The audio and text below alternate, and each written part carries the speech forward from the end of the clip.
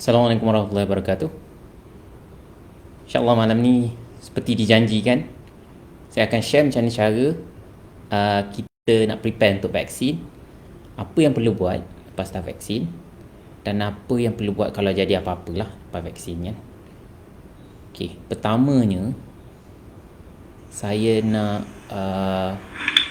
maklumkan bahawa sebenarnya mengikut Badan Autoriti Kesihatan, persediaan khusus untuk badan sebelum, semasa dan selepas vaksin, dia tak ada protokol yang khusus lah, kecuali mungkin protokol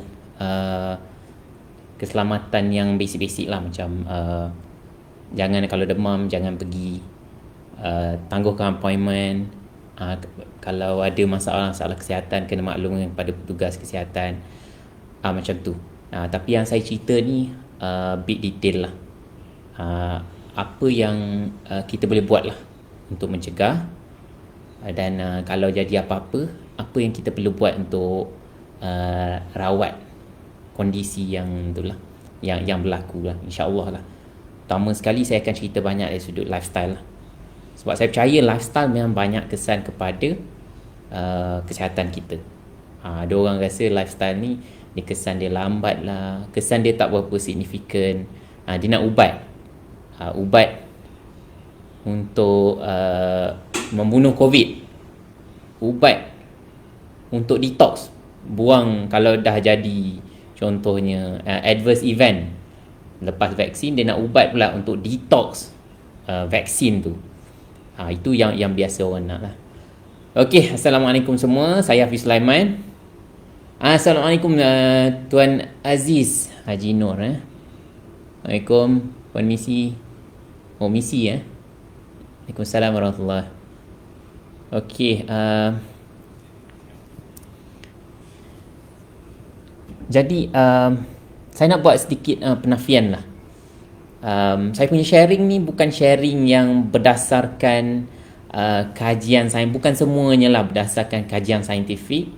Dia berdasarkan pemerhatian klinikal saya, pengalaman saya, apa yang, dan juga pengetahuan saya lah mengenai kesihatan, mengenai fungsi badan, dan juga mengenai kajian immunity ataupun immunologi lah. Okey, mula-mula kita kena faham lah kenapa kita perlu prepare dari segi kesihatan sebelum vaksin. Kalau kita tengok kebanyakan site kesihatan ataupun badan autoriti, dia kata tak ada persediaan khusus untuk vaksin. Tak perlu berpuasa, tak perlu jaga makan, cuma sebelum vaksin tu kena makan lah. Atas sebab yang tak berapa diterangkan kenapalah. Nanti saya akan terangkan kenapa. Alright, ini pemahaman saya lah, insyaAllah. Alright, so kenapa perlu persediaan kesihatan sebelum vaksin? Vaksin ni kena tahu apa sebenarnya tujuan kita vaksin. Dalam badan kita ada dua jenis immunity badan, ataupun sistem pertahanan badan kita ni ada dua jenis. Satu, yang pertamanya innate immunity, immunity yang kita lahir bersamanya. Yang keduanya ialah acquired, yang kita dapat, yang kita belajar tau. Immunity, sistem pertahanan badan kita belajar sewaktu kita hidup lah. Itu acquired. Yang kita dapat itulah antibody kita. Biasa melibatkan antibody lah. Dan imunisasi merupakan salah satu cara untuk melatih antibody ni, untuk kita mendapatkan immunity yang baru terhadap satu jangkitan kuman tu. Okay, beza. Saya selalu cerita pasal histamin. Histamin sebenarnya sesuatu, salah satu daripada immunity innate tadi, immunity pasif yang kita lahir bersamanya lah. Dia immunity pasif ni banyak sangat. Contohnya dekat paru-paru kita ada kahak, ada lendir. Dekat perut kita ada asid perut. Dekat kulit kita ni, kulit pun sebenarnya salah satu pada immune system juga. Kita punya dinding kulit kita ni, dia halang daripada kuman kan. Dinding pertahanan usus tu, dia menghalang daripada kuman masuk dalam darah kita direct. Selain daripada menghalang protein yang besar-besar tu masuk dalam darah kita direct. So dia kena pecah-pecahkan dulu amino acid saja, protein yang dah cerna saja boleh masuk dalam badan kita. Itu sistem pertahanan badan juga. Dekat kita punya paru-paru, kita batuk pun sejenis sistem pertahanan juga. Kita bersin sejenis pertahanan, sistem pertahanan badan. Semua orang dilahirkan boleh bersin, boleh batuk. Mata kita boleh berkelip-kelip. Itu Masya Allah, subhanallah. Memang Allah buat kita ni dilahirkan dengan sistem pertahanan badan yang sempurna. Ada orang kata, sistem pertahanan badan kita tak sempurna, sebab tu kita kena acquired daripada vaksin. Saya bukan anti vaksin lah, tapi saya rasa sangat salah dia punya kenyataan tu. Saya rasa mungkin salah kenyataan lah. Salah kenyataan lah. Kita, itu cuma usaha kita untuk prepare badan kita. Itu satu training tau. Satu training untuk badan. Tak bermaksudnya badan kita lemah tau. Badan kita, kalau immunity badan kita stabil, insya-Allah kita boleh lawan juga kuman tu. Dan saya percayalah, ini personal opinion saya sendiri lah, pendapat saya sendiri, tak ada kuman dalam dunia ni yang kita tak boleh lawan secara fitrahnya, kecuali kuman-kuman tertentu yang sangat sedikit, dan kebiasaannya kuman-kuman yang pelik-pelik itu pun terhasil daripada manusia tu sendiri. Secara fitrahnya badan kita boleh lawan, insya-Allah.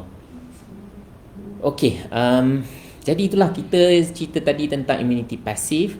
Sekarang kita fokus kepada immunity aktif ni. Wallahualam, ada orang meragui vaksin ni berkesan ke tak berkesan ke. Saya pun setakat yang saya belajar memang berkesan lah. Berkesan. Setakat yang saya belajar, kajian saintifik tunjuk sebelum-sebelum ni berkesan. Tapi adalah dia punya hujah, berkesan ni tak betul lah, macam tu lah. Wallahualam. Saya tak nak cerita pasal tu lah. Saya nak cerita persediaan je. Apa yang perlu kita buat. Okey. Vaksin ni saya sebut tadi, kita macam kita training untuk kita training antibody kita kan. Jadi antibody kita ni setiap orang berbeza tau. Ada orang dia punya antibody, dia punya immune system, sistem pertahanan badan dia memang dah sedia ada kacau bilau tau. Ada orang yang immunity badan dia low, rendah. Ada orang immunity badan dia mantap, stabil tau. Ada orang terlalu kuat tau, terlalu sensitif. Orang yang saya selalu share, siapa yang follow saya selalu cerita tentang masalah masalah hypersensitif, ataupun orang kita panggil masalah angin. Masalah angin sebenarnya bukan antibody low, bukannya immune system kita rendah. Kita nak kena boost, ambil vitamin semua tu kan. Itu bukan sebab rendah. Sebenarnya masalah sensitif, alahan, alergi itu adalah disebabkan immune system kita terlalu reaktif. Bila kita stres, bila badan kita stres, sistem pertahanan badan kita akan jadi apa? Akan jadi berjaga-jaga, akan jadi bersedia. Bila ada kuman, contohnya, akan jadi radang tau. COVID ni sebenarnya terlalu banyak kuman sampai radang keluar dengan banyaknya. Cytokine tu sejenis immune system lah, selain pada antibody kan. Cytokine ni dia immunity pasif tau. Jadi cytokine ni sebenarnya ada dalam aktif pun dia ada keluar juga, dia sekali lah. Tapi cytokine yang orang sebut cytokine storm yang bahaya untuk COVID, dia serang paru-paru kan. Storm tu apa? Storm tu ribut lah. So bila ada cytokine storm, imun kita jadi terlalu lebih tau. Terlalu banyak reaksi badan kita beri respon terhadap serangan-serangan tu. Dia memudaratkan kita, dia menyebabkan kebakaran dalaman, inflammation dekat kita punya paru-paru. Jadi sebab tu setengah orang sikit saja rangsangan dia dah batuk-batuk kan. Masuk habuk sikit dia dah batuk-batuk. Masuk habuk sikit dia dah semput, sesak nafas, keluar kehak, lendir banyak kan. Paru-paru jadi sempit, jadi wheezing, berbunyi-bunyi nafas dia. Itu sebab dia punya immune system terlalu reaktif, terlalu tinggi dia punya ni. Ramai orang silap, orang kata ni immune low. Ni tak berapa tepat lah pada saya. Dan pada sains lah. Sebab kita banyak salah faham, sebab tu kita dari segi suplemen pun kita salah juga. Kita salah faham juga. Kita nak boost immune system. Saya tak berapa setuju lah. Saya ada pandangan berbeza lepas dah baca banyak sikit kan. Kita berpendapat bahawa sebenarnya kita cuma nak kembalikan badan kepada keseimbangan. Dalam bahasa sains dia panggil homeostasis. Kita punya immune system ni mantap bila kita boleh kembali kepada keseimbangan dengan cepat. Contohnya kalau ada kuman datang kan, dia naik, immune system kita naik, itu biasa, mestilah naik kan. Kita jadi radang tau, batuk sesama. Tapi sekejap je, lepas tu kuman habis, lepas tu kita pun jadi normal balik. Yang orang jadi masalahnya, immune system dia terlalu reaktif. Datang sikit kuman je, dia pun terlalu, immune system banyak sangat, dia pun jadi radang. Badan jadi demam. Kalau demam 1-2 hari, okey. Ini demam 5-6 seminggu, 2 minggu. Dan dia terus pula keluar pula eczema lah, sakit-sakit badan, sakit-sakit sendi, keluar psoriasis, serang organ pula. Itu yang kita tak nak tau. Jadi dengan jangkitan kuman pun boleh, dengan pemakanan pun boleh kan. Ada orang eczema, dia makan, salah makan, keluar eczema. Sebab ialah makanan pun boleh menyebabkan stres, keradangan dalam badan kita tau. Salah makan, makanan angin, hormon, perubahan hormon. Pertama sekali, contoh, saya bagi contoh yang terdekat. Masa mengandung, eczema jadi teruk. Bukan saja perubahan hormon, sebenarnya badan kita jadi stres. Perut kita jadi angin masa mengandung tau. Pertama sekali first trimester kan, rasa loya nak muntah. Itu adalah reaksi immune system badan kita. Sebab badan kita stres. Mengandung takkanlah tak stres kan. Perut jadi makin besar, hormon pun berubah mendadak. Supraphysiological state, maksudnya fisiologi badan ni jadi lebih menanggung beban lah. Dan lepas bersalin pun sama juga. Lepas bersalin ni hormon dia nak jadi normal balik tu, dia perlukan masa. Dan kalau orang yang immune stabil, dia akan cepat recover. Tapi orang yang immune dia tak stabil, dia jadilah bentan. Sebab tu kena pantang. Pada saya setengah orang kena pantang. Ni cerita tentang immune system secara general. Nak bagi faham dululah sebelum cerita macam mana nak buat vaksin ni. So apa tu vaksin? Vaksin ni dia ada adverse event following immunization, AEFI. Saya dulu masa saya belajar Amerika, saya begitu terang, saya tak tahu. Dan saya percaya sebenarnya doktor dulu tak tahu sangat lah. Bukan saya nak merendah-rendahkan doktor, tapi masa kita belajar kat kolej perubatan, kita tak belajar sangat tau. Saya ingat saya pernah tengok sekali je satu buku tebal lah pasal adverse event following immunization masa dekat klinik kesihatan. Satu kali je. Itu pun kita tak tahu sangat lah. Kita tak selak sangat benda tu, because benda tu tak wajib tau. So kita lepas tu kita tahulah kita ada adverse event following immunization yang biasa yang dia orang cakap tempat cucuk tu dia ada merah-merah sikit, ada ruam, bengkak, mungkin boleh jadi demam, mungkin jadi lemah-lemah badan lepas daripada vaksin kan. Tapi itu perkara yang biasa, yang very mild punya reaksi negatif lepas vaksin. Dan sepatutnya recover dalam tak sampai seminggu lah, sepatutnya. Okey, jadi vaksin ni macam saya cerita, jadi kita nak faham benda tu supaya kita boleh kalau boleh kita nak mencegah lah daripada benda tu terjadi kan. Yang lebih teruk lah. Kalau yang sikit-sikit tu mungkin lah boleh terima lah, tapi kalau boleh tak nak pun kan, bengkak-bengkak apa semua tu tak selesa kan. Okey, vaksin ni umpama kita nak pergi perang, kita nak train kita punya antibody dan sel imun kita. Jadi ada sedikit risiko, biasanya mild lah, tapi boleh jadi serius. Yang serius yang kita dengar kan sekarang ni, vaksin Pfizer boleh menyebabkan pericarditis ataupun myocarditis. Pericarditis tu apa? Dekat luar selaput jantung tu, dekat luar jantung ada selaput, situ boleh jadi radang, boleh jadi terbakar kat situ. Boleh jadi myocarditis. Myo tu apa? Myo tu otot-otot jantung tu sendiri boleh jadi radang, terbakar tau. Kebakaran dalaman. Jadi ada kes-kes yang itulah pitam, pingsan. Dia efek jantung, boleh jadi heart attack. Jadi ini adalah adverse event, reaksi negatif daripada vaksin yang terjadi dekat luar sana lah. Kat Malaysia ni macam tak ada, setakat tahu saya tak dilaporkan lah, tak dilaporkan. Tapi kita ada dengar lah ada orang pengsan ke, wallahu alam dia tu. Mungkin negara lain je kot. Negara lain memang banyak lah, banyak, ada berlaku lah, bukanlah banyak sangat, tapi ada berlaku. Tapi kat Malaysia ni tak ada kes setakat ni.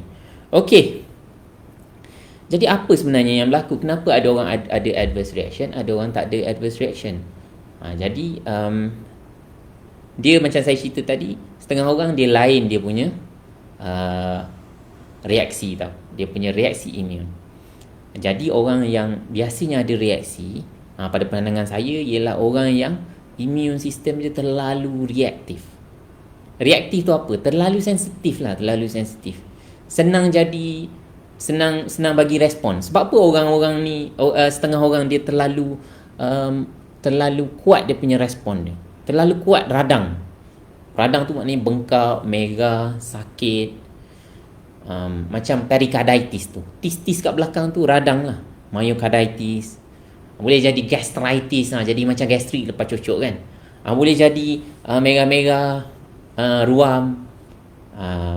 Itu keradangan kat kulit lah. Tak kisahlah, eczema keradangan kat kulit juga, psoriasis keradangan kat kulit juga. Boleh jadi kat mana-mana, dekat sendi-sendi pun boleh jadi radang. Jadi setengah orang dia ada reaksi keradangan yang lebih. Tuan-puan kena tahu, reaksi keradangan ialah kita punya immune system. Dan setengah orang dia terlebih sebab badan dia selalu stres. Badan dia selalu stres. Saya bagi contoh. Orang yang ada masalah angin tau. Ada orang sekarang selalu sebut GERD. Saya daripada dulu saya panggil angin je. Angin atau masalah pencernaan, leaky gut saya selalu panggil. Orang yang ada masalah leaky gut, masalah angin, GERD ni, dia memang sentiasa berada dalam keadaan stres tau. Terlalu sensitif. Mental dia sensitif, emosi sensitif, badan pun sensitif. Garu sikit jadi gatal, makan salah sikit jadi angin, reflux, jadi kembung perut, cerit-berit senang, perut berbunyi-bunyi. Jadi dia senang dapat ni lah, reaksi lah. Dan orang tua pun sama jugalah. Orang tua biasa dia punya immune system pun dia dah tak berapa stabil tau. Immune system tak stabil, pada pandangan dengan bacaan saya ialah sebab dia punya perut dia. Sebab perut ni pusat immune system. Makin kita berumur, immune system kita makin jadi lemah tau. Perut kita jadi makin angin kan. Jadi immune system kita jadi lagi haywire tau. Okey, jadi sebab tu kita sebenarnya sebelum kita ambil vaksin, saya nak cerita juga, dekat UK kan, dia ada cerita, ada laporan yang kata orang-orang yang berumur ni biasanya ada kesan sampingan macam cerit-berit, kembung, tapi very mild lah, dalam seminggu macam tu lepas cucuk vaksin. Ini masa awal-awal dulu saya ada terbaca lah. Dan expert kata tak perlu risau, sebab itu menunjukkan immune respon daripada vaksin tu. Badan kita memberi respon terhadap vaksin tu. Maksudnya bila kita bagi vaksin, badan kita akan boleh jadi macam tadilah saya sebut, boleh jadi demam, boleh jadi perut jadi angin, sebab perut ni pusat kita punya immune system. Jadi sebab tu orang yang kena jangkitan kuman ke kan, orang yang stres, biasa ada angin, biasa memang perut dulu yang akan kena. Kalau ada demam pun, kalau ada sakit apa-apa, perut dulu yang akan kena. Sebab perut ni pusat immunity badan. Jadi sebab tu kita nak stabilkan perut, stabilkan pusat immune system kita supaya kita punya reaksi tak banyak. Dan betul macam apa yang berlaku dekat UK tu, expert kata tak perlu risau, sebab ini respon immune system badan, dan sepatutnya akan recover lah bagi orang yang tak berapa teruk lah dia punya immune response. Tapi saya percaya memang ada orang yang akan jadi teruk juga. Jadi kita nak cegah daripada jadi masalah-masalah immune response yang berlebihan ni. Jadi janganlah boost immune system lagi. Sebab kalau kita boost immune system lagi, immune response akan jadi lebih. Kita akan jadi lagi terbakar dalaman kita. Keradangan akan jadi lebih. Cytokine storm disebabkan oleh COVID kan. Bila COVID menyerang badan kita, dalam badan kita jadi keributan immunity tau. Keributan cytokine storm. Keributan immunity lah. Jadi kebakaran dalaman. Jadi kita pula pergi ambil habatus sauda, minyak zaitun, madu banyak-banyak tau. Saya tak kata tak bagus tau. Nanti saya akan cerita macam nak guna tau. Bukan tak bagus. Memang sangat bagus habatus sauda, madu, minyak zaitun. Tapi timing kena betul. Timing kena betul. Kuantiti kena betul. Dan kita kena tahu status badan kita ni macam mana. Kita ni duduk kat tahap mana. Bagus guna ke? Bagus jangan guna dulu. Orang kata kalau kita guna ni tiba-tiba jadi panas kan. Panas tu radang lah. Inflammation ada dia punya 5 cardinal symptom of inflammation, which is merah, bengkak, panas, sakit dan hilang fungsi. Itu keradangan tau. Contoh sakit lutut bengkak, merah, panas, sakit, hilang fungsi. Semua ada kan. Gastrik, radang perut tau. Sama juga bengkak, merah, sakit, panas, hilang fungsi. Jadi itulah keradangan. Kita nak stabilkan supaya bila kita ambil vaksin insya-Allah tak ada. Sebab bila kita keradangan ni, badan kita pun jadi penat, tak sihat. Sebab tu kalau kita ada masalah-masalah tu biasa appointment untuk vaksin pun disuruh tunda dulu tau. Okey, kita mula dengan persediaan yang awal-awal sekali. Okey. Saya tengok ada soalan tu. Macam mana kalau dah cucuk nak patah balik macam mana nak remove? Nanti saya cerita. Semua saya akan cover insya-Allah lah. Kalau ada lagi nanti saya akan scroll balik lah soalan-soalan tu Okey, yang pertamanya sebelum vaksin ni buat medical check up dulu. Buat medical check up. First thing first lah, kita nak safety lah kan. Dan kalau jadi apa-apa kita nak cover diri kita juga tau. Sebab vaksin ni sebenarnya tak tahu, memang ada orang yang tak boleh terima kenyataan lah. Tapi vaksin ni sebenarnya memang experimental. Dan diluluskan under EUA, Emergency Approval lah. Emergency under approval ke apa, tak ingat lah. Emergency approval lah. Approval under emergency. So experimental sebab kita punya clinical trial belum habis lagi. Dijangka tahun depan kan habis clinical trial. Tapi dia diluluskan sebab memandangkan kita nak cepatkan lah. Kita nak cepatkan supaya semua orang dapat immunity, supaya COVID matilah. Macam itulah dia kata. Tapi sebenarnya setakat ni vaksin adalah experimental. Sebab tu kalau jadi apa-apa kita dah sign. Kita dah faham dia punya risiko dia. Kita dah faham benda ni sebenarnya under emergency approval. Sebab tu korang kena baca sebenarnya semua benda-benda yang dia tulis tu. Dan by right memang kita kena dibacakan dan faham semua yang tu lah. Tapi saya just nak bagi tahu je lah bahawa kita bertanggungjawab sepenuhnya dengan apa yang kita dah sign. Tahu? Kita dah bagi consent. Inform ke tak tu itu sepatutnya inform consent lah. Tapi kita itulah, kita kalau kita membuat keputusan untuk vaksin, kita kena buat medical check up. Sebab apa? Sebab at least kita tahulah sebelum kita vaksin ni kita sihat ke tak sihat. Dan kalau tak sihat juga kita bagi tahu doktor. Kita tak sihat ni, ada masalah autoimmune ni, ada masalah mast cell disorder, masalah histamin ni. Saya pun baru tahu rupanya mast cell disorder ni masalah penyakit histamin, tahu tak? Dan boleh buat lab result untuk tengok lah. Boleh buat lab result, boleh buat lab investigation boleh buat ujian makmal untuk confirm kalau kita ada betul-betul penyakit mast cell disorder ni. Mast cell ni yang keluarkan histamin tu lah. Histamin ni bahan saraf. So mast cell ni banyak dekat perut, banyak lah. Terutama dekat mukosa. Mukosa ni apa? Lendir dekat perut tu. Banyak lah mast cell. So dia akan keluarkan histamin, jadikan badan kita sensitif dengan angin ni. So kalau orang ada masalah mast cell punya disorder, jumpa doktor pakar. Tapi mast cell disorder ni jarang didiagnose tau.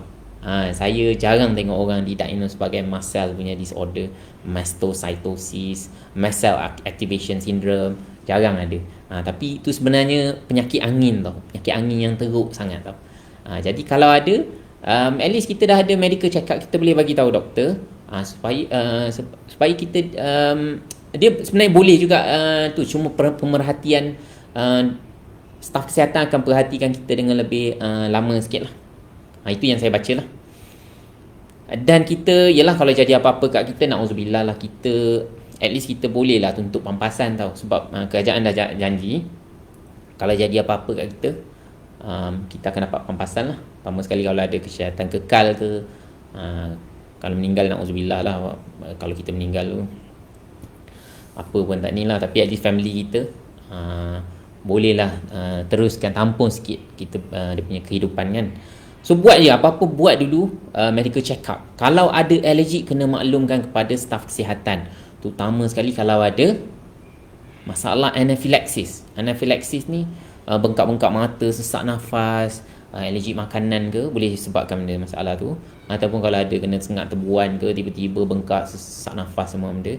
Dan biasanya orang yang ada masalah allergic kena sengat tebuan jadi bengkak-bengkak, sesak nafas ni, kena sepatutnya lah, saya baca kajian, sepatutnya kena check untuk mast cell punya disorder, penyakit-penyakit angin lah. Bahasa tak saintifiknya, penyakit angin kena check tau. Sebab orang immune normal, dia tak ada reaksi yang teruk tau. Macam tu lah. Okay. Dan kena cerita kat doktor juga, kat staf kesihatan, apa ubat-ubatan yang kita ambil lah. Sebab mungkin ada reaksi. Contohnya okay, buat medical check up dulu okay. Dan sebelum vaksin kita kena ada mindset yang betul lah. Apa kita jangka, apa jangkaan kita lah lepas vaksin ni. Vaksin ni kita kena tahu bahawa vaksin ni sebenarnya satu usaha dan ikhtiar kita lah, dan bukannya absolute punya protection, bukan perlindungan sepenuhnya. Sebab ialah memang kajian saintifik kata vaksin boleh sampai 95%, ada yang 80%, 60% pun ada. 95% Pfizer kan contohnya kan. Tapi itulah, kalau saya personally, saya nak tengok data lagi lah untuk saya betul-betul yakin bahawa Pfizer ni 95%. Lagipun Pfizer ni kalau kita check kan, Pfizer ni ada rekod yang buruk lah. Memang fraud, criminal charges atas penipuan tau. Dalam marketing ubat-ubatan dia, memang Pfizer memang top lah. 2 bilion tau, paling tinggi dalam sejarah.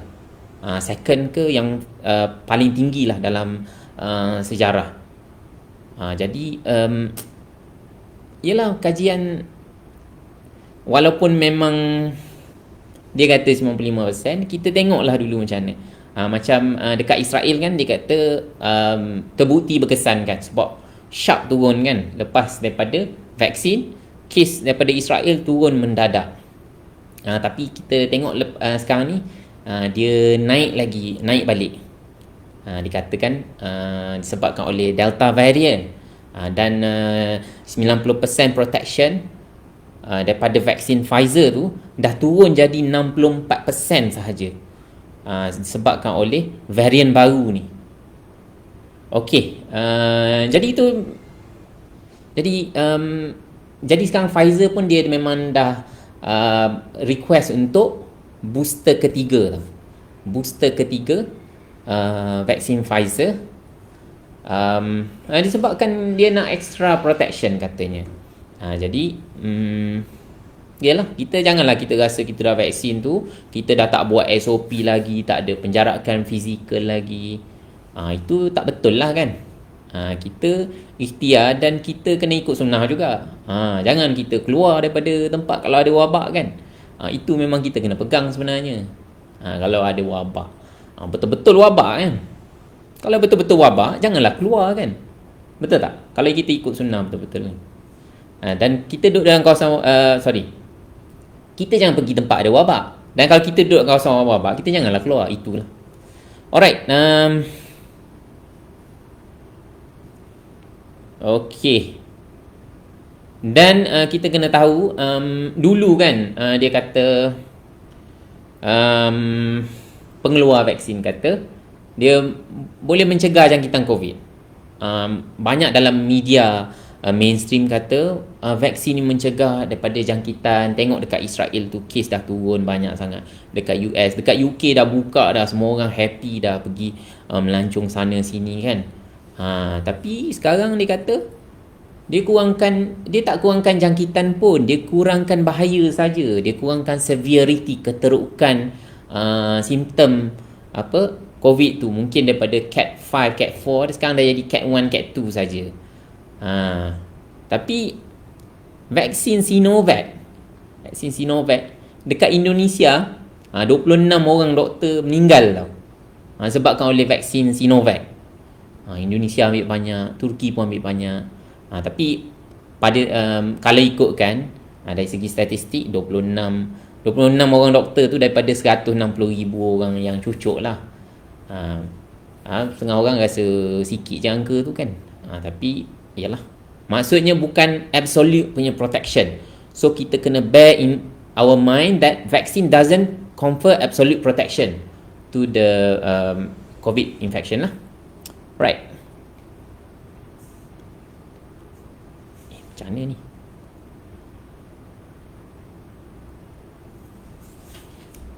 Okey. Dah tak ada dah point. Dah habis dah ke? Sekejap masalah sikit ni. Okey. Dan kita kena selalu ingatlah sebagai orang Islam, sebenarnya vaksin tu adalah ikhtiar saja. Kalau kita ikhtiar guna ubat pun, ubat tak sembuhkan kita, Allah yang sembuhkan kita. Vaksin ni cuma satu ikhtiar kita untuk mencegah untuk kita keluar daripada wabak ni. Dan kalau kita jadi apa-apa pun, kita ambil tu sebagai satu hikmah. Maksudnya ada kebaikan dari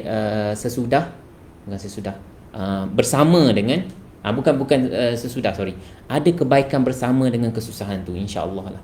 Dan kita ijtihad pun, ada orang ijtihad untuk ambil ikhtiar dengan ambil vaksin, dan ada orang dia ijtihad dia tak nak ambil vaksin sebab dia takut, sebab dia kata benda ni syubhah. Pada saya itu dia punya ni lah ijtihad. Sebab dia percaya dengan apa yang dia baca, dengan knowledge yang dia dah ni. Dan kerajaan pun tak memaksa. Walaupun yelah ada orang kata kita nak dapat herd immunity, kita semua kena ambil. Tapi saya pun tak faham lah.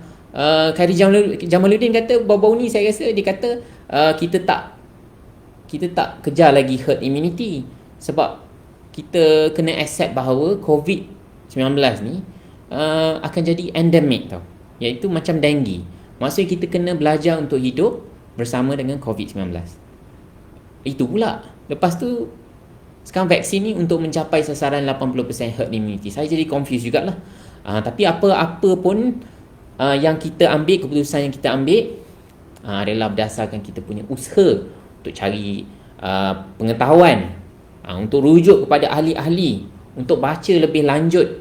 Sebab kita nak masukkan sesuatu ke dalam badan kita ni, kita ada tanggungjawab tau. Maqasid syariah, kita nak menjaga nyawa kita tau. Menjaga nyawa kita daripada COVID, menjaga nyawa kita daripada ada orang takut vaksin ni, dia kata menjaga nyawa daripada vaksin COVID pula. Wallahualam, terpulang lah tapi dengan mindset yang betul, insya-Allah kita akan redha dan kita akan jadi lebih positif tau. Sebab kita tahu ada hikmahnya, dan dengan kesusahan ni memang ada kesenangan, insya-Allah.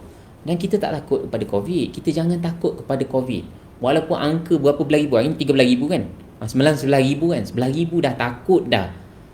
Sekali esoknya 11,000 lagi. Takut lagi. Sekali esok 13, nak 13,000 pula. Saya 20,000, saya tak heran tau. Masya Allah lah, aku tak ilah bila. Bukan saya sombong, bukan saya apa. Tapi saya tahu sebab sekarang ni memang giat dijalankan screening, mass screening dekat Selangor. Jadi kita tahu rate tu memang yang positif akan banyak lah. Sebab lagi banyak kita screen, lagi banyak positif. Dan itu memang dah disahkan oleh pengarah kesihatan juga. Dia kata memang banyak sebab Selangor buat screening, mass screening, dan dijangka dalam seminggu 2 lagi rate akan turun. Sebab yang saya faham lah, sebab saya pernah dengar pendapat Prof Adiba yang dalam task force Selangor. Dia buat mass screening ni, kita test, kita screen, kita isolate dan kita test. Kita nak elakkan orang yang asymptomatic, orang yang tak ada simptom tu jangkitkan balik kepada orang yang yalah, kita bercampur kan. Orang yang tak ada simptom, kalau kita tak test, macam mana kita nak tahu dia tak jangkitkan orang lain? Sebab majoriti orang yang kena COVID ni tak ada simptom kan. Tak ada simptom, dia akan jangkitkan orang lain. Sebelum ni kita buat, dan sekarang ni sebenarnya kita masih buat, kalau tak silap saya lah, kita masih buat saringan bersasar. Maksudnya kalau kita nampak positif, kita akan screen satu kawasan. Contohnya Kilang, satu kawasan Mukim ke, kita akan screen kat situ kan. Tapi saringan besar-besaran ni, kita nak isolate orang yang positif tak ada simptom, supaya dia tak jangkitkan orang lain. Sebab memang bila dia jangkitkan orang lain, ada orang yang okey, ada orang yang tak okey. Jadi bila kita dah isolate semua ni daripada masyarakat, Kuarantin, itu salah satu daripada strategi lah. So dia tak jangkitkan orang lain lah. So insyaAllah makin lama makin turun dia punya kadar ni lah, orang yang dijangkiti COVID. Itu adalah long term punya kesan lah. Tapi Allah alam lah, saya bukannya orang yang buat polisi dan bukannya expert lah dalam bidang ni. Saya cuma share apa yang saya faham je lah. Kalau salah tolong betulkan. So kita harap mana-mana strategi menjadilah. Kita ni cuma patuh sajalah. Kita ni rakyat marhain ni, kita patuh dengan SOP. Dan kita buat, kita usaha apa yang kita mampulah. Ni saya share apa yang kita boleh buat lah. Alright. So kita jangan takut lah kepada COVID. Kita jangan takut kepada vaksin jugalah. Sebab itu kita punya ikhtiar dan kita dah buat yang sebaiknya untuk kesihatan kita lah. Okay. So sebelum kita vaksin, bukan sebelum je lah, semasa kita vaksin ni, kita kena jaga kesihatan kita sebab kita nak stabilkan kita punya immune system. Saya percaya orang yang ada masalah gangguan imun, orang yang ada masalah alergi, orang yang ada masalah imun dia terlalu reaktif, dia akan ada masalah, dia akan ada lebih sikit risiko daripada orang lain lah. Itu yang saya percaya lah. Orang mengandung akan ada risiko yang lebih lah. Dan saya bagi tahu pendapat saya terang-terang lah. Saya memang tak setuju langsung orang mengandung, kanak-kanak bawah 18, kalau nak cucuk anak saya, over my dead body lah. Ni saya punya personal tau. Orang dewasa tak apa. Tapi kalau anak saya lah, anak orang lain suka hati lah. Bukan suka hati, maksudnya terpulang lah anak sendiri kan. Bawah 18 tahun, kajian tak ada lagi. Ini memang saya punya pendirian tegas. Tak ada kajian, jangan buat dekat anak saya. Anak korang terpulang, tapi bukan anak saya lah. Tunjukkan kajian dulu. Ada kajian yang kukuh, baru kemungkinan saya akan consider untuk cucu anak saya. Okey. Sebab tak ada kajian yang kukuh, macam mana nak cucuk? Berdasarkan apa? Berdasarkan laporan apa? Berdasarkan kajian apa? Nak cucuk anak kita, kalau jadi apa-apa, siapa yang nak tanggung? Dan saya personally, saya tak nak ambil risiko tu lah. Sebab benda tu sains tanggung sendiri kan. Kalau menteri nak tanggung ke apa ke pun, saya tak nak juga tahu. Sebab ni bukan berdasarkan sains dan ia menakutkan saya. Okey. Ni saya punya pengumuman terbuka lah. Kalau untuk anak saya yang tak ada kajian lagi apa-apa, tolong jangan nak cucuk lah. Okey, alright. So, okey, kita cerita dari segi pemakanan pula. Yang pertamanya, jangan ambil makanan bergula lah. Saya cepatkan sikit lah, sebab saya rasa dah agak lama. Kena ambil makanan bergula, kena ambil makanan yang rendah gula. Sebab gula ni, dia meningkatkan stres dan keradangan tau. Meningkatkan stres. Dan memang saya cerita tadi, stres ni boleh menyebabkan kita punya imun ni jadi lebih haywire tau. Dan jadi lebih radang lah. Kalau radang dia susah nak surut. Kalau bengkak, kalau sakit ke dia susah nak surut tau. Kalau demam lambat nak kebah. Jadi sebab tu kita kena kita kena kurangkan gula. Dan orang yang ada masalah alergi alahan ni, sebab saya biasa tengok orang yang ada alergi alahan ni, saya syorkan memang memang kalau boleh elakkan gula dululah sementara, ataupun kurangkan, minimalkan gula. Okey, yang keduanya trans fat. Trans fat ni sebenarnya ialah makanan sintetik. Trans fat biasa dalam margarin, dalam non dairy creamer, susu pekat tu semua. Susu pekat dah, creamer pekat manis tu, yang buat teh tarik tu, itu banyak trans fat. Trans fat memang dah terbukti mengganggu imun sistem badan kita. Jadi elakkan. Memang benda tu memang dah ban kat US dah pun. Dah start ban dah daripada 2015. Lepas tu dia drag lagi 2018. Sekarang dia drag lagi sampai ke 2021 ke 2022. Tapi lepas ni memang tak ada langsung trans fat dekat ni, kecuali dengan kebenaran khas. Dekat Malaysia ni memang tak ada rules yang tegas lagi pasal tu. Tapi kita harap ramai orang lebih sedar tentang bahaya trans fat. Trans fat memang sangat bahaya. Orang sakit jantung ke, orang ada masalah diabetes ke, disebabkan oleh trans fat. 500,000 orang mati setiap tahun di seluruh dunia disebabkan oleh trans fat. Okey, jadi kita elakkan. Siapa-siapa yang ada masalah angin, kalau boleh jangan ambil makanan-makanan yang boleh menyebabkan angin. Angin ni jadi sebab apa? Angin ni sebenarnya jadi sebab kita punya imun samalah, reaktif. Jadi bila kita makan, kita sensitif. Orang yang ada masalah angin, contohnya masalah GERD kan, bila dia makan durian dia jadi angin, bila dia minum kopi dia jadi angin, bila dia makan makanan bergandum, gluten, dia jadi angin, kembung perut lah, reflux lah, apa semua tu kan. Makanan peram sama juga, dia jadi angin. Jadi angin ni apa? Angin tu sebenarnya keradangan tau. Angin tu keradangan. Badan kita sakit-sakit, jadi lesu, jadi stres, dia kacau kita punya mental. Bila kita stres, dia kacau mental kan. Sebab apa-apa yang kacau perut sebenarnya berisiko untuk kacau kita punya mental juga, berisiko untuk kacau kita punya emosi juga. Jadi jangan ambil makanan-makanan yang angin lah sebelum pergi vaksin. Contohnya sekarang ni musim durian kan. Ini tak ada dalam kajian saintifik, saya bagi tahu tapi saya sebagai orang yang banyak yang praktis lah dalam bidang angin ni, food intolerance tau. Orang yang ada masalah sensitif terhadap benda-benda angin ni, durian ke, kopi ke, apa lagi, buah-buah angin ke, jangan ambil banyak sangat lah. Jangan ambil lah kalau boleh dekat-dekat nak nak vaksin ni. Santan ke, cili, pedas-pedas ni boleh menyebabkan badan kita angin tau. Jadi jangan ambil, jangan kuat pedas sangat lah. Kita relax dulu pedas. Dan jangan gabungkan dua benda tu lah. Jangan gabungkan durian dengan kopi, jangan gabungkan durian dengan susu. Saya ada tengok satu TikTok dia cerita jangan gabungkan durian dengan susu. Saya memang sangat setuju. Sebab saya selalu cerita, susu dia ada protein yang susah nak cerna. Durian dia ada bahan yang sebabkan kita jadi sensitif. Kita jadi angin, tyramin.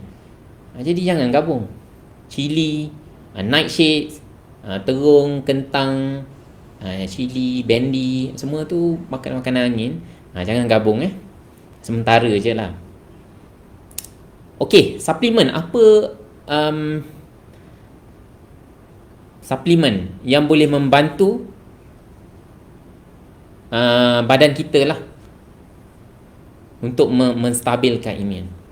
Suplemen basic yang saya biasa ambil lah, vitamin C, quercetin, vitamin D3, magnesium, melatonin. Laju sangat saya cerita ni. Vitamin C memang daripada dulu lagi memang boleh memang diketahui ramai lah boleh menstabilkan immune system. Sebenarnya vitamin C boleh boost juga. Dia boleh menstabilkan, dia boleh boost immune system. Bergantung pada dos. Quercetin boleh menstabilkan immune system. Dos yang tinggi dia boleh boost immune system juga. Kita nak stabilkan immune system bila? Bila kita ada masalah keradangan, kita nak kurangkan keradangan kita nak tu, kita bagi dos yang rendah. Bila kita nak boost immune system? Bila kita nak bunuh kuman tu. Bila kita nak bunuh satu kuman, kita ambil vitamin C dos yang lebih tinggi. Sebab dos lebih tinggi ni dia menyebabkan stres tau. Dia menyebabkan stres. Sebab tu jangan ambil vitamin C dos tinggi kalau kita ada reaksi vaksin. Kalau nak try boleh 1-2 hari, tapi itu pada saya memang di bawah pemantauan lah. Saya memang tak setuju dos tinggi vitamin C lepas ada reaksi vaksin. Sebab dos tinggi vitamin C ialah pro-oksidan punya dos. Dia menyebabkan panas-panas tau. Panas. Kita tak nak bagi dos yang panas tu, dos yang boost immune system tu, sebab immune system kita memang dah tinggi. Kita dah radang seluruh badan ni. Jangan ambil dos yang tinggi lah. Itu pandangan saya. Kecuali kalau kita nak challenge kita punya immune system tu, sedikit risiko. Banyak risikonya. Sedikit risiko yang sangat bahaya, yang sangat serius. Jadi kena ingat vitamin C boleh jadi dos mengurangkan keradangan, mengurangkan stres. Because dia anti-inflammatory, antioksidan. Tapi pada dos yang tinggi dia jadi pro-oksidan. Jadi agak bahaya di situ. Quercetin ialah phytochemicals ataupun kimia daripada tumbuhan. Kimia semula jadilah. Pada dos yang rendah, dia memulihkan antioksidan, anti-inflammatory, mast cell stabilization. Dia stabilkan histamin tau. Tapi pada yang tinggi, dia masih stabilkan histamin, tapi dia menyebabkan stres, oxidative stress. Jadi jangan ambil dos tinggi. Vitamin D3 tak apa. Magnesium pun tak apa. Sebab kalau kita dos lebih tinggi sikit pun, kita akan cirit-berit. Melatonin sangat penting. Bila kita tidur cukup, tidur yang berkualiti, hormon tidur kita akan tinggi, dan hormon tidur sangat-sangat penting untuk imuniti badan, untuk sistem pertahanan badan yang mantap. Sebab hormon melatonin adalah immunomodulatory. Dia regulate, dia kawal kita punya imuniti badan. Melatonin. Dan ada seorang profesor, apa nama profesor tu? Saya tak ingat lah. Nama dia pelik sikit, perempuan lah. Dia ada sebut melatonin memang ada role untuk melawan COVID.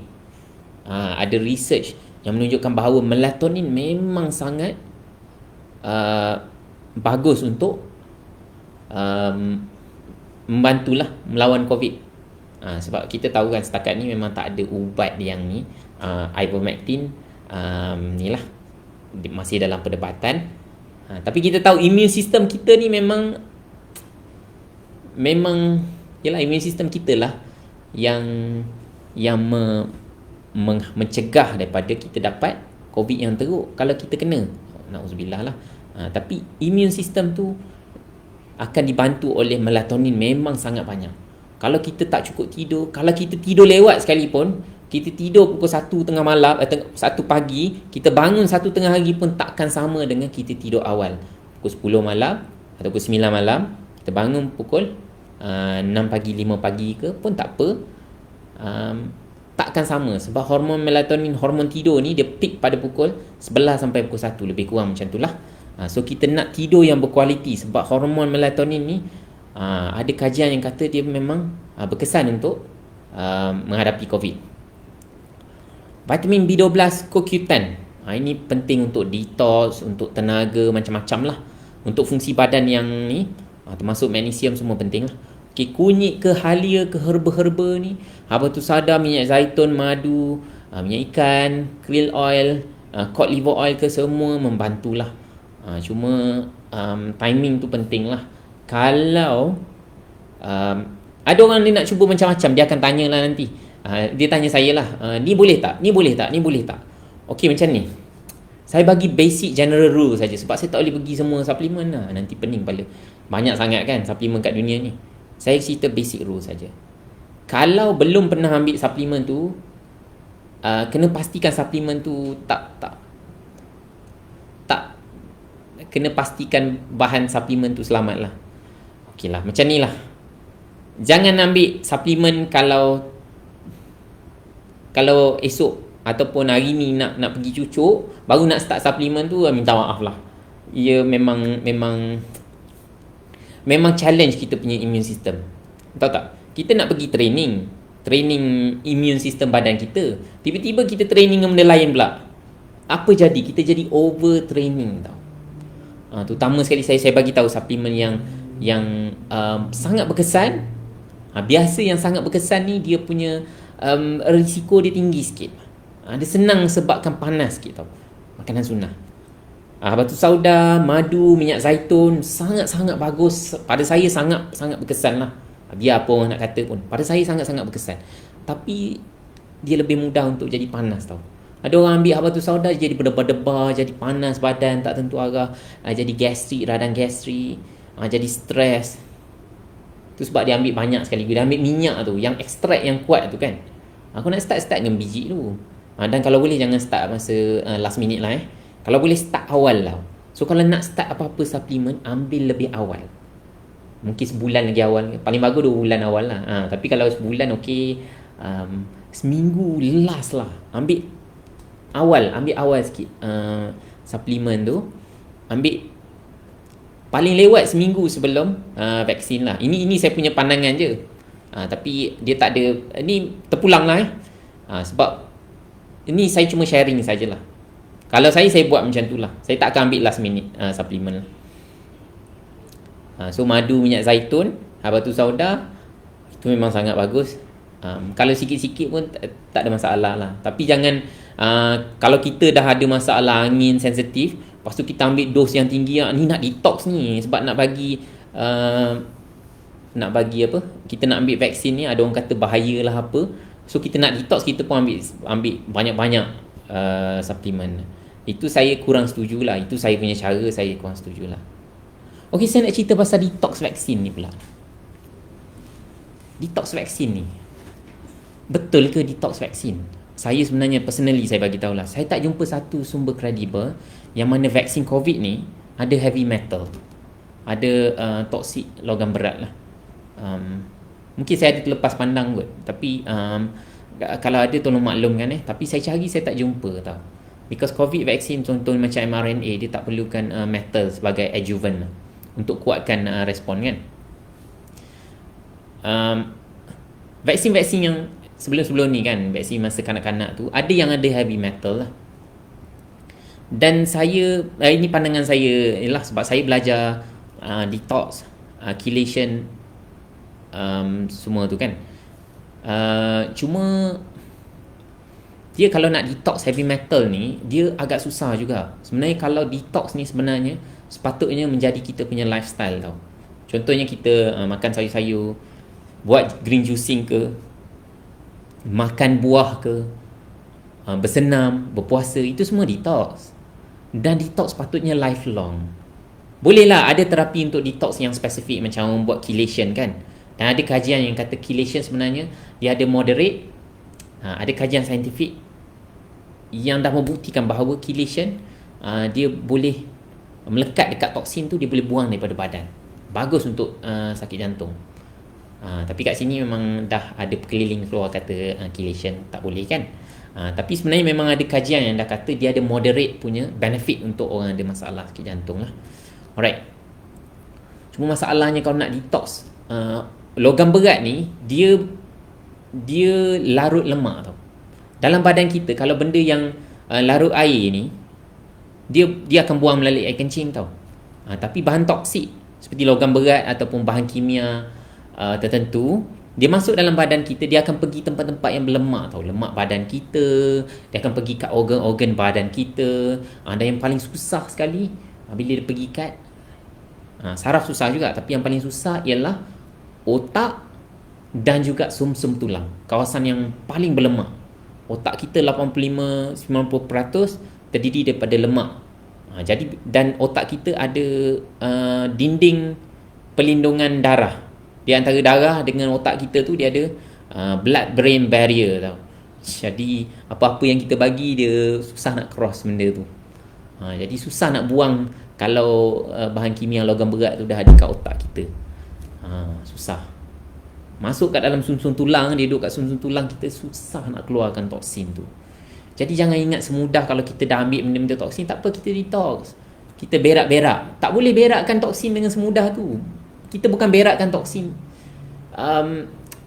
Kita bukan berakkan semua toksin kita tahu. Kita cuma mencegah yang membuat detox tu, itu detox last stage untuk mencegah daripada masuk balik dalam darah kita. Itu je. Okay, susah nak cerita sebab saya belum buat lagi kelas untuk detox, tapi tak apa. Semua ni pokoknya saya nak bagi tahu semua detox ni mengambil masa. Bukan sehari dua kalau kita ambil apa-apa pemakanan ke, contoh ambil lemon punya infused water ke, air kelapa ke untuk detox. Bagus kalau buat amalan tu, kalau berterusan dah lama ambil, bagus kalau ambil. Dan memang saya percaya memang dia membantu sedikit sebanyak. Tapi detox patutnya memang berterusan lah. Okay. Dan kita takut kalau kita buat benda yang baru dan kita tak tahu status badan kita macam mana, kita tak tahu dos berapa, kita main ambil je. Kalau dos sikit tak apa tau. Macam dos makanan kan, kita minum air kelapa sekali tak ada masalah. Tapi dengan dos yang tinggi, dengan tahap kesihatan yang kita tak tahu, kita kena lebih berhati-hati lah. Dalam detox, kalau siapa yang berminat untuk tahu lebih detail, saya tak akan cerita lah malam ni. Boleh baca mengenai binders and chelators. Binders yang duk menempel dengan kilat, dia buang daripada badan kita. Dia ada beza dia tau. Ada orang dia kilat je, dia tak bind tau. Kilat ni maksud kita buang daripada kita punya tempat-tempat toksin tu terdampar tau. Organ-organ kita buang. Tapi kalau kita tak bind keluar daripada badan kita, kita tak lekatkan dia, dia akan berpusing masuk dalam darah, dia pun pergi kat tempat lain. Kita paling takut dia pergi kat otak dengan jantung lah kan. Itu vital organ kita. Jadi dua-dua kena ada. Kalau nak yang paling simple, cilantro dalam ketumbar. Tapi ini jangan ambil banyak-banyak. Ini memang sebab kita tak tahu dos berapa yang berkesan. Dan dia orang kata memang ada risiko jugalah. So kalau nak memang sikit-sikit lah, jangan buat tiap-tiap hari lah. Ketumbar tau. Masuk sup ke, masuklah ketumbar sikit macam tu je lah. So tiap-tiap minggu sekali, 2 kali okey lah. Detox tak boleh buat tiap-tiap hari tau. Detox buat tiap-tiap hari, dia bebankan badan kita. Badan kita nak kena apa, proses, nak kena buang organ hati kita, organ detox kita nak kena bekerja tiap-tiap hari tau. Tapi bagus idea untuk detox ni sebab sebenarnya kita bukan nak detox vaksin tu. Sebab vaksin mRNA tak boleh detox. Macam nak detox mRNA? Logam berat tak ada kan? mRNA tak boleh detox. Macam nak detox mRNA? Saya tak pernah belajar pun macam nak detox mRNA. Apa yang kita buat sebenarnya adalah membantu proses, membantu organ-organ detox kita. Terutama sekali liver lah, kita punya organ hati. Dan juga organ-organ lain lah, paru-paru. Dan kita yang saya paling suka sekali, kita kena rawat perut kita lah, angin. Sebab itu sebenarnya kita punya immune system. Sebab tu saya suruh buat awal-awal tu tau, sebulan 2 bulan sebelum ambil vaksin. Sebab kita nak stabilkan dulu kita punya immune system. So kita detox dulu makanan terlebih kita yang kita selalu makan tu. Kita jangan bagi benda yang bebankan lagi badan kita. Kita nak ambil vaksin. Vaksin bukannya yang terbaru ni. Yalah, kita tak kata benda toksik, tapi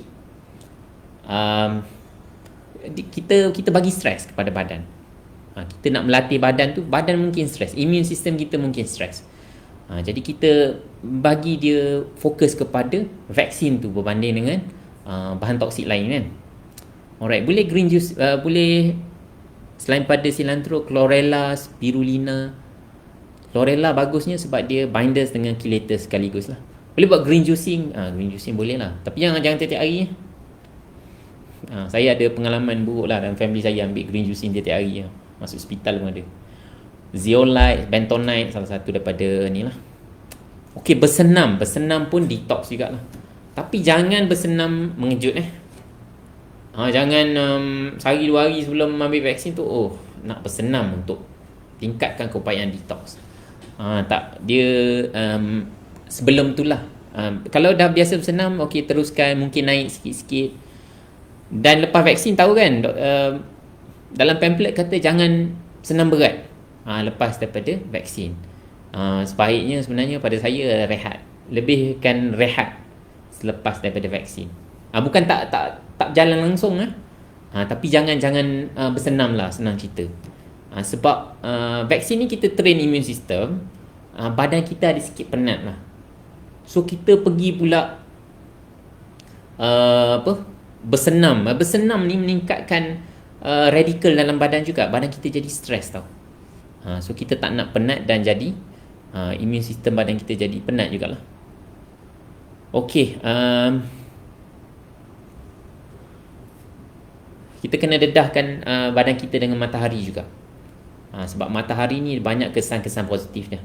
Pertama sekali, vitamin D. Dia akan banyak vitamin D. Vitamin D ni dia memang vitamin untuk detox. D untuk detox. D untuk kurangkan alahan alergi. D sebenarnya adalah sangat bagus untuk immune system. Bukan sekadar untuk tulang saja tau. D ni untuk jantung pun memang sangat-sangat penting. Untuk detox, untuk immune system, semua sangat penting Okey. Saya juga sebelum ambil vaksin puasa. Tapi jangan puasa last minute. Semua sama. Kita kena amalkan berpuasa lah. Kalau boleh sebulan sebelum. Isnin Khamis itu memang sangat bagus untuk mengurangkan beban toksin dalam badan kita. Toksin daripada pemakanan. Dia bagus untuk membaiki perut. Bila membaiki perut, kita akan mantapkan kita punya immune system. Kita akan pulihkan immune system kita. So bagus. Dan bila dekat-dekat nak vaksin tu, baguslah nak kerapkan sikit pun tak apa. Tapi jangan mengejut sangat. Boleh buat yang intermittent fasting juga, bagus juga. Maknanya kita makan malam awal dan kita breakfast lewat sikit. Itu pun okey juga. Maksudnya kita bagi period untuk perut kita ni kosong tau, supaya boleh healing lah. Boleh detox semua tu kan. Cuma bila nak pergi vaksin tu kena makan lah. Sebab kalau kita tak makan, badan jadi stres tau. Kita akan keluar isi perut dan immune system kita akan kacau sikit. Sebab tu masa vaksin memang dalam pamphlet saya rasa ada juga, dia kata kena makan kan. Kita tak nak stres lah, kena makan. Kena minum lah, terutama sekali, penting jugalah. Termasuk kena minum. Okey, macam mana kita nak menghadapi krisis imun ataupun reaksi lepas daripada cucuk vaksin? Yang pertamanya kena inform lah. Kalau ada apa-apa ni, ada borang kan dalam My Sejahtera tu semua. Kalau tak ada, kalau ada reaksi yang lebih teruk, memang kena inform doktor lah. Pergi kat klinik ke, pergi kat hospital ke, bagi tahu ada reaksi, dan dia ada isi form lah untuk reaksi daripada alahan ni. Dan sebab apa jadi reaksi ni, saya ada ceritakan. Sebab imun dia terlebih rangsang lah. Dia akan menyebabkan so apa macam mana cara kita untuk mengurangkan imun yang terlebih rangsangan ni? Anti radang, antioksida, malam kena rehat, dapatkan tidur yang berkualiti, bersenam jangan lebih-lebih sangat, rehat dulu lepas daripada vaksin. Makan pun kena rehat jugalah, jangan makan benda-benda yang angin. Kena makan makanan protein yang cukup, sayur, buah-buah kena cukup lah. Dan jangan pilih buah yang angin kan. Kalau nak suplemen, low dose je cukup. Herba tu jangan cuba-cuba awak. Kalau belum pernah cuba, jangan cuba dulu lah. Pada saya lah, makanan sunnah pun sama jugalah. Kalau dah biasa, teruskan makan. Jangan, tak ada masalah insyaAllah. Tapi kalau first time, jangan cuba-cubalah. Pada saya ini, saya punya ni lah, Kalau nak cuba pun cubalah low dose lah. At least lah low dose lah. Dan kita kena reaksi, kalau ada reaksi daripada vaksin tu sepatutnya very mild lah. Macam saya sebut tadi merah, bengkak tempat injek, lenguh tangan, kadang-kadang ada orang bengkak kelenjar kan, badan sakit-sakit, rasa macam nak demam, mungkin demam sikit panas ke, ataupun seram sejuk, sakit kepala. Ada orang kata ambil Panadol bahaya.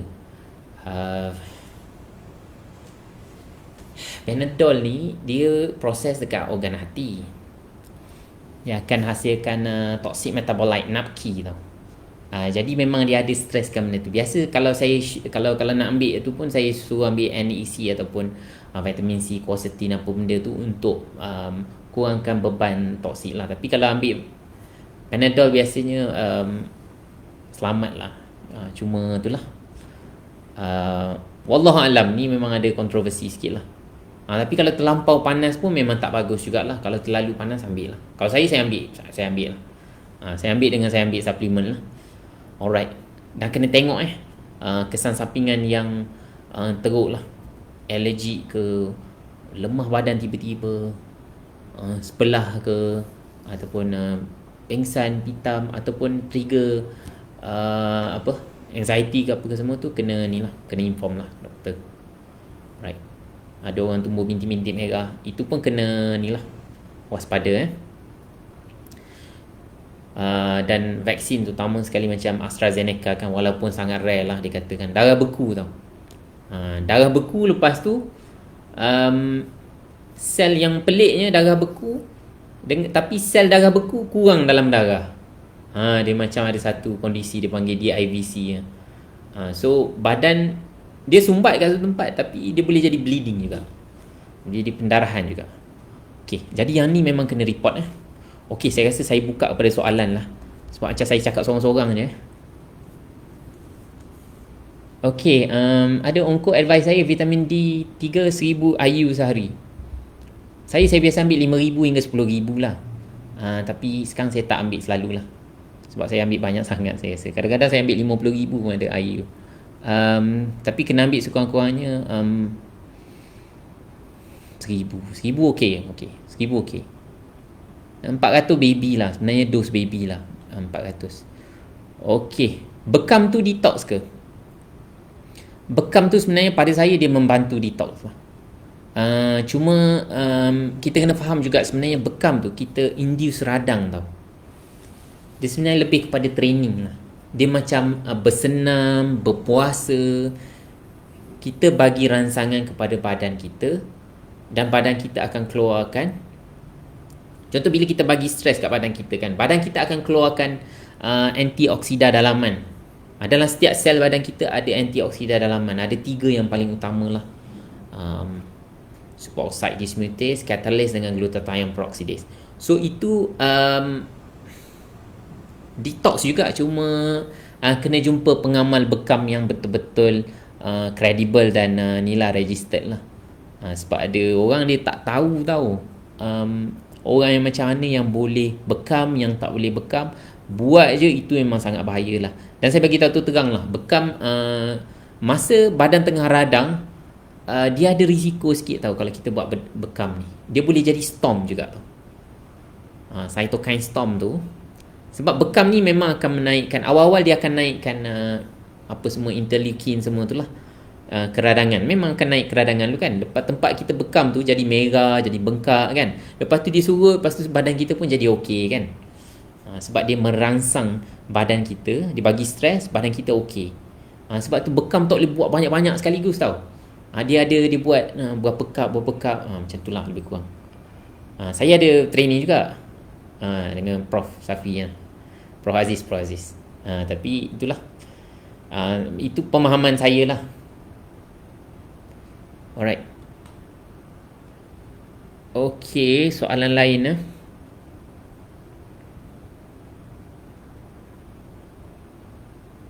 Okay. Macam mana orang gastrik nak amalkan habatus sadar? Kena ambil lepas makan ke atau macam mana? Lepas makan lah. Diorang kata sebelum makan bagus. Semua suplemen sebelum makan memang sangat berkesan lah. Tapi memang sangat risky lah. sebelum makan kan. Pertama sekali kalau batu sauda lah, yang panas lah, boleh jadi. Kalau orang ada gastrik akan trigger lah kalau ambil sebelum makan.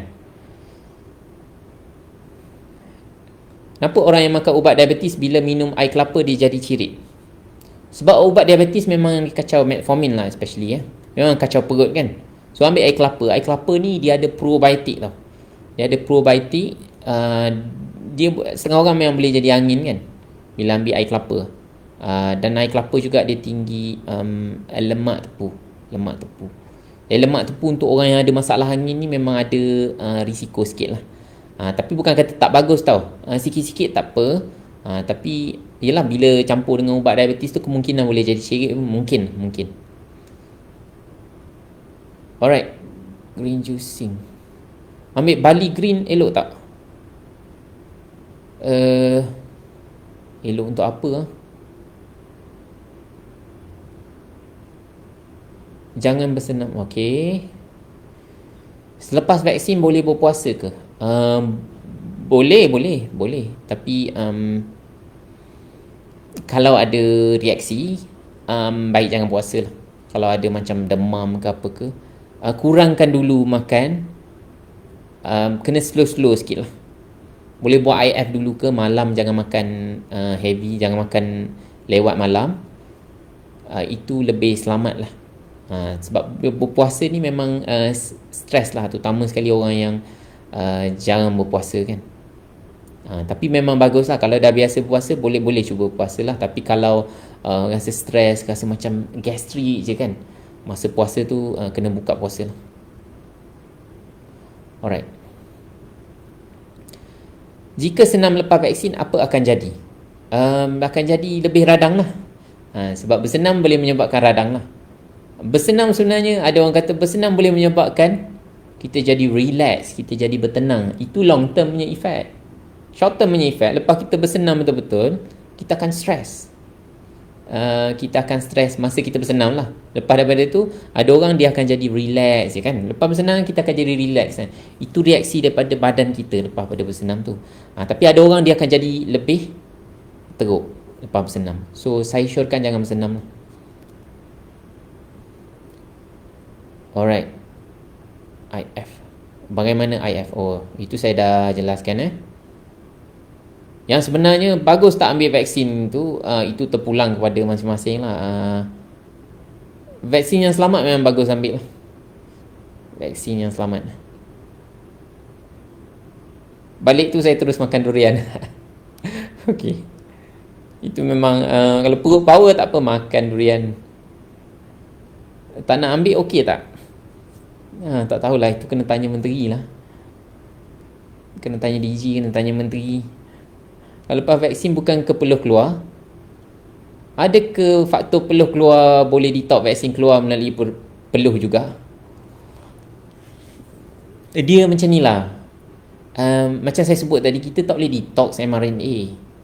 In fact sebenarnya kesan daripada vaksin yang sebelum ni dia orang kata ada aluminium apa semua, kita tak boleh keluarkan sepenuhnya pun. Dan kajian kata selamat aluminium tu apa ke semua tu, wallahu alam lah. Tapi yang saya tahu kita tak boleh keluarkan semua pun. Dia bukan semua benda yang kita ambil tu kita boleh keluarkan detox semua tau. Contohnya lah, kalau kita makan kan, dalam vaksin pun ada protein yang ada traces lah. Jadi benda tu akan dihadam dan akan jadi part of kita punya darah daging. Macam mana kita nak detox darah daging kita? Dan peluh tu sebenarnya salah satu saja daripada organ detox. Kita memang boleh detox keluar daripada peluh kita lah, terutama sekali bila kita buat detox punya ni kan, terapi detox ada macam-macam cara lah. Salah satu contoh yang saya tahu, Dr. Yu, seorang pakar bedah apa lah, saya ingat lah. Dia buat protokol dengan niacin. Bila kita ambil niacin, vitamin B3, dia akan keluar, lepas tu pergi sauna, lepas tu peluh keluar banyak toksin masa tu. Memang boleh keluar melalui itulah, tapi bukan vaksin lah. Kita kalau detox vaksin, macam mana vaksin dia akan ada kesan. Apa-apa masuk dalam badan kita akan ada kesan. Makanan pun ada kesan. Saya memang sangat tak setuju dengan teori calorie in, calorie out. Apa? Energy in, energy out. Bukan, energy stay, sorry. Semua benda yang masuk dia takkan keluar macam tu saja. Dia akan ada kesan terhadap badan. Vitamin C pun bukan expensive urine dia keluar macam tu saja. Dia ada chemical reaction dalam badan yang sangat ni lah significant. Alright. Minum air kelapa lepas vaksin okey ke? Boleh, tapi jangan minum banyak lah, terutama sekali kalau ada angin lah. Jangan minum banyak sangat lah. Boleh minum kalau tak ada masalah, boleh minum lah. Tapi air kelapa ni memang tak, jangan sekaligus minum banyak lah. Advice untuk ibu menyusu. Ibu menyusu memang payah sikit lah sebab setahu saya lah, kalau tak silap saya, memang vaksin memang boleh keluar melalui susu badan. Is it safe for patient under glaucoma screening to take vaccine? Saya tak tahu. Saya tak sure yang tu. Saya rasa saya tak boleh rasa. Saya tak sure. Saya tak tahu. Kena teliti senarai yang ni. Tapi kalau tak silap saya, memang tak ada masalah untuk glaucoma. Tapi saya surekan memang kena check balik lah. Saya tak sure. Okey. Ada darah tinggi dan diabetes sesuai tak nak ambil vaksin? Kalau ikut guideline memang sesuai je. Kebanyakan dia sesuai kecuali anaphylaxis yang teruk lah.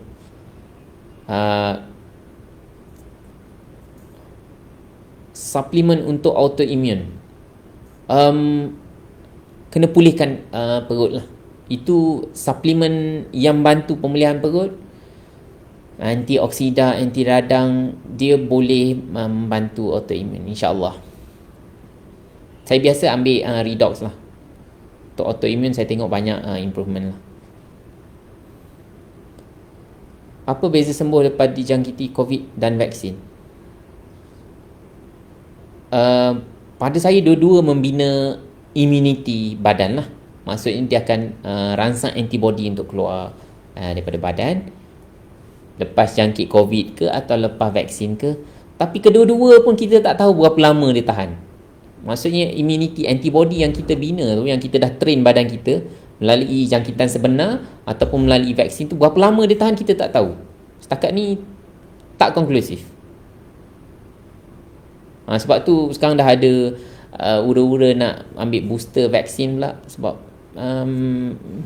tak tahu, mungkin dia immunity dah rendah balik ke apa. Wallahualam lah. Saya tak sure. Alright. Untuk pesakit hyperthyroid. Oh, payah ni. Soalan-soalan semua mencabar. Kalau ikut guideline memang tak apa.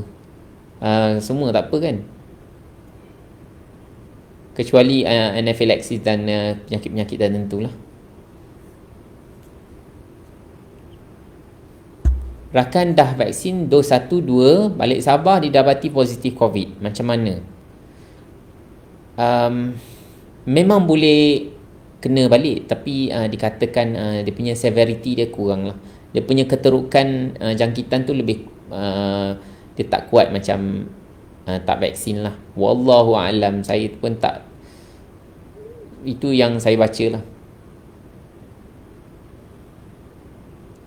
Chia seed trigger kalau gastrik. Biasanya tak trigger kalau ambil sikit lah. Kalau ambil banyak boleh trigger juga, terutama sekali kalau tak minum air lah. Sebab chia seed ni dia jadi kembung, dia akan serap air dalam perut. Jadi memang masalah lah. Jadi kena ambil banyak air, kena ambil sikit je chia seed. Try sikit-sikit. Okey. Lepas vaksin, probiotik boleh sambung makan ke macam mana? Kalau dah biasa makan boleh sambung. Kalau tak biasa makan jangan ambil probiotik. Sebab probiotik pun boleh ada efek kepada kita punya immune system jugalah. Ayah umur 81 tahun ambil vaksin Sinovac, berasa sangat letih dan tak selesa. Tak nak ambil dos kedua. Oh, bukan soalan ni. Okey. Tak nak ambil, kalau ikut menteri terpulang lah kan. Wallahualam lah. Boleh ke ambil Redox Ultra lepas vaksin baru nak cuba? Boleh sebab dia bahan makanan, tapi ambil dos rendah. Mula dengan titik-titik lah. Kalau badan ada rasa panas, tekak panas, boleh tak ambil habatus sauda, madu dan suplemen lain? Macam saya sebut tadi lah. Habatus sauda, madu kena, kalau tak biasa ambil jangan ambil. Kalau dah biasa ambil, boleh ambil perlahan-lahan. Habatus sauda jangan ambil ekstrak yang kuat dulu. Alright.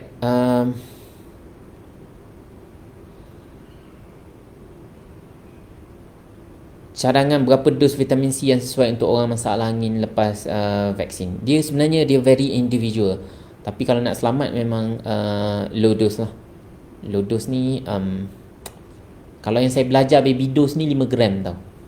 Sebab kita memang dia ajar untuk ambil dos yang tinggi lah. 10,000 mg. 5 gram 5,000 mg ni kira rendah lah. Tapi bawah 1,000 saya rasa insyaAllah selamat. Okey. Kenapa ramai lapar lepas vaksin? Ni soalan yang sangat bagus ni. Ini saya ni tak ada dalam tu, tapi saya rasa saya boleh faham kenapa. Sebab vaksin ni dia training. Lepas kita training pun kita penat kan? Lepas kita training kita penat. Sebab apa? Sebab bila kita exercise, kita jadi stres kan? Bila kita puasa, kita jadi stres kan? Kita jadi lapar. Sebab apa bila kita stres, kita jadi lapar? Sebab bila kita stres, badan kita akan beri signal kepada badan kita perlu lebih banyak tenaga. Terutama sekali kita rasa macam nak makan benda manis-manis je. Sebab tu, lepas daripada vaksin, mungkin lapar sebab tu lah. Sebab badan kita dah start trigger kita punya immune system dah. Stres kan, badan kita dah start bekerja keras. So sebab tu kita rasa lapar lah. Dan sebab tu juga ramai orang ada sikit rasa lah lepas daripada vaksin kan. Okey, saya rasa setakat tu saja. Nanti saya cuba jawab. Saya cuba scroll semua soalan-soalan yang ada ni. Sebab banyak sangat soalan ni. Alright.